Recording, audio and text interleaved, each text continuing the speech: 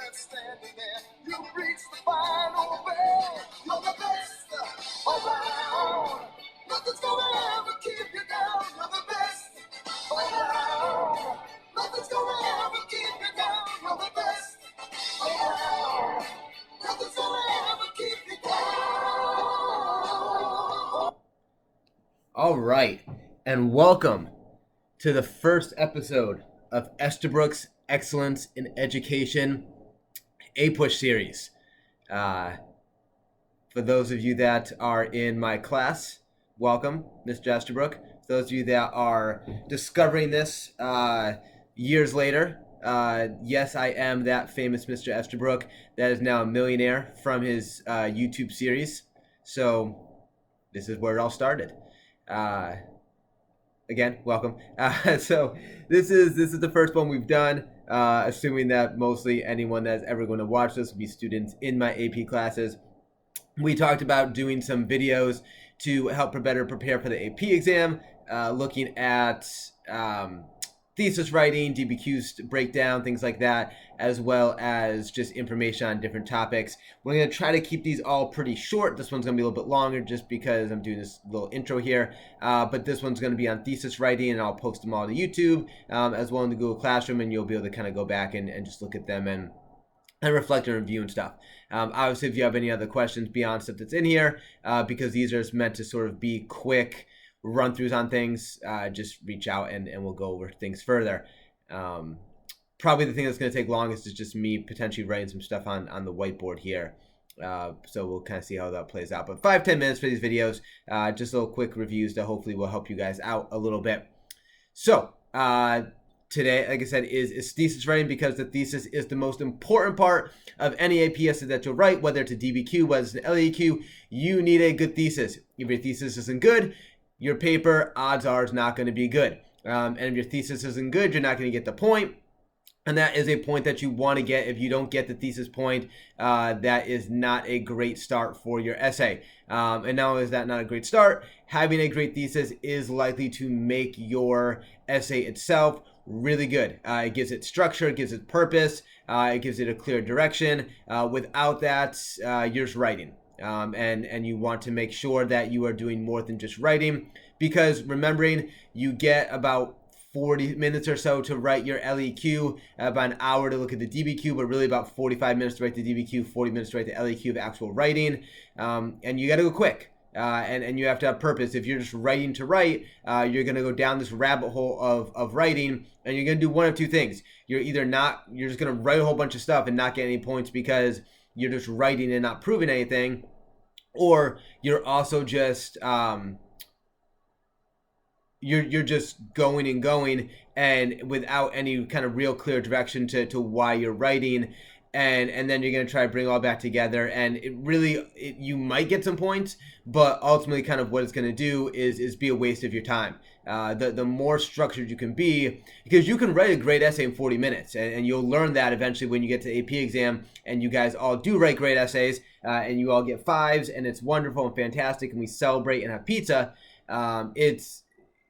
It's going to help you out to be more purposeful with your writing, because if you're not, you're just going to get stuck writing a whole bunch of stuff and not really know why you're kind of writing things. So I just want to do a quick overview on thesis type stuff. I'm going to give you an example thesis from a previous AP exam. I'm going to give you some suggestions on how to write thesis. I'm going to give you some examples of what College Board said is a good thesis, of what College Board said is a bad thesis. So here we go. First episode of Estabrook's Excellence in Education AP series, video 1. Before I get into the thesis that I wrote behind me, I just want to give you a couple quick tips on thesis writing. I wrote some stuff down. Your videos will get better as I do more of them. But for right now, here's where we are. A thesis, historically defensible.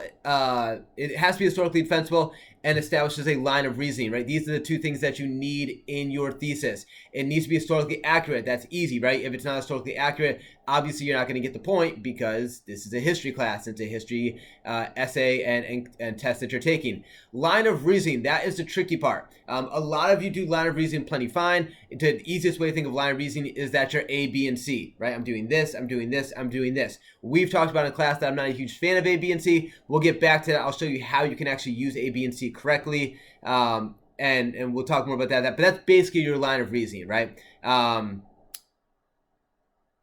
State historical fact is not a good thesis. Me saying that George Washington is the first president of the United States is not a good thesis, right? There's no argument there. George Washington was the first president of the United States, right? There is no historical argument claim there. You want to write a thesis that someone can debate you on. It doesn't mean they're going to win the debate, right? So don't think that you want a weak thesis where someone's going to be able to tear your thesis apart. But you want to have a thesis where, in theory, I could counter you. I could come back on you and say, well, you know what? I actually disagree with that, and I think that this is accurate. And then your essay would prove me to be wrong, right? So it's not that your thesis is weak or worse than my thesis. It's that your thesis is open-ended enough where someone could have a counter thesis to it, right? The job of your paper is to prove your thesis as true and prove your thesis is accurate. That's why we avoid stuff like I think, right? Don't write I think in your paper. You're not saying I think of something. You are proving to someone that what you're writing in your paper is historical fact. This is what I think. This is what I'm proving, right? Historical fact. So just kind of keep that in mind when you're writing stuff. All right, the question that we're looking at, hopefully you guys will be able to read some stuff that we're putting up here, but evaluate the extent to which debates over slavery in the period from 1830 to 1860 led the U.S. into the Civil War, right? You want to break down your questions when you're looking at essays, right? Evaluate the extent, right? What are we doing? We're figuring out to what degree did debates over slavery, right? So to what degree did debates over slavery do what? When? Right? 1830, 1860. Can you talk about stuff before 1830 and after 1860? Without a doubt. And now say it with me. If I write something about before 1830 or after 1860, I am doing what? You got it. Contextualization, right? That is setting the stage, but we'll have a video on contextualization. That's setting the stage for what you're going to write about. If you're giving evidence, right, whether it's the DBQ or the LAQ, your evidence needs to be between 1830 and 1860. If it's not between 1830 and 1860, it does not count as a piece of evidence. It might be complexity, it might be contextualization, but it's not evidence because it doesn't fall in that time period. So what are we doing? We're saying to what degree does debates over slavery during this time period, pre-Civil War, post-era of good feelings, right? Think contextualization, think that stuff. Reconstruction after 1860. Era of good feelings before 1830. Those are your time frames. Those are the things that you're kind of piecing together here. What does it do? Lead the U.S. into the Civil War. So to what degree does debates over slavery before the Civil War, between 1830 and 1860, lead the U.S. into the Civil War? Right? That's kind of what we're looking at for our question. Just to kind of break down a few things in terms of your thesis and kind of what works, what doesn't work.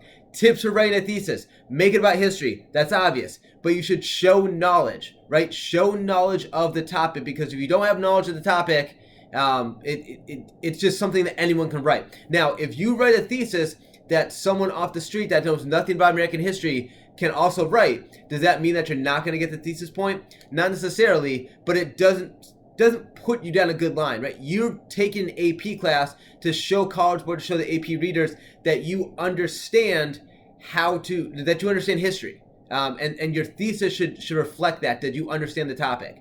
What's the justification, right? It's one thing to know history, but you understand the importance of history. That's going to go into the line of reasoning a little bit, right? What is the justification for kind of why you're saying what you're saying?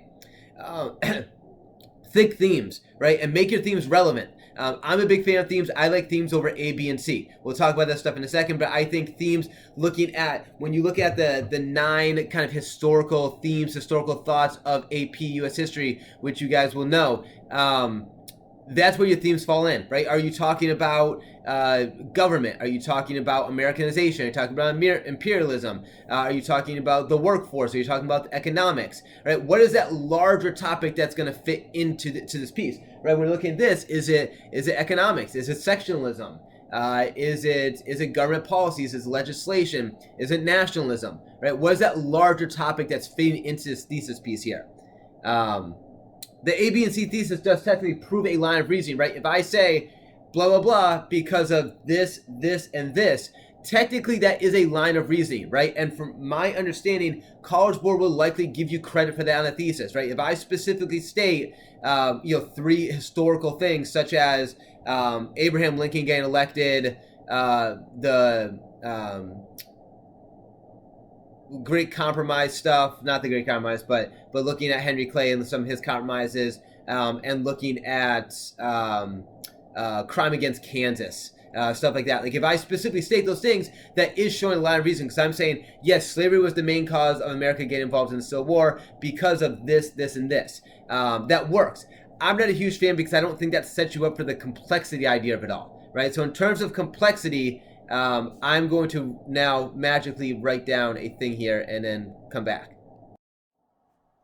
All right, let's do 2 quick examples of a thesis that is good that I wrote, and I'll give you an example of a thesis that's bad. We'll talk real quickly about why. So this thesis that is good, slavery was the leading cause of the Civil War, starting as events such as Kansas-Nebraska Act, Mexican-American War, and election of Abraham Lincoln exposed the increasing sectionalism of the country and its inability to agree on the direction of the country regarding slavery. This does your A, B, and C, right? This shows historical knowledge about something. I do have Kansas-Nebraska Act. I have Mexican-American War, and I have election of Abraham Lincoln. I've done my A, B, and C like a lot of you like to do, but I'm going to go beyond that. I'm going to give a line of reason to kind of explain, justify a little bit more. Now, if I said slavery was the leading cause of the Civil War starting as events such as Kansas-Nebraska Act, Mexican-American War, and election of Abraham Lincoln highlighted this, there's a chance I get the point, right? But if we take it a step further to add some complexity to it, exposed to increasing sectionalism. So these are my events. That's my historical knowledge. What did these events do? It showed that the country was increasing in sectionalism, right? Why does that matter? If the country is increasing in sectionalism, it has an inability to agree on the direction of the country regarding slavery. I've brought it back to this idea of slavery, right? Slavery is the leading cause of the Civil War starting. Here's my evidence. Why does that matter? Increased sectionalism, right? How does that go back to slavery? Because slavery is the topic we're looking at. How slavery leads to the Civil War. Because sectionalism is high at this point in time, it means that the country is unable to make a cohesive, collaborative decision on slavery. So I have my historical knowledge, but I also have my line of reasoning. All right, this one is a little more theme-based here, right? So we have slavery was the leading cause of the Civil War, starting as it sparked economic and political division within the country, leading to growing sectionalism amongst American citizens and government officials, right? So obviously we have our themes with economic and political division, right? Those are our topics. That's what we're going to harp upon. It's going to allow us to kind of further, as opposed to just locking ourselves into A, B, and C.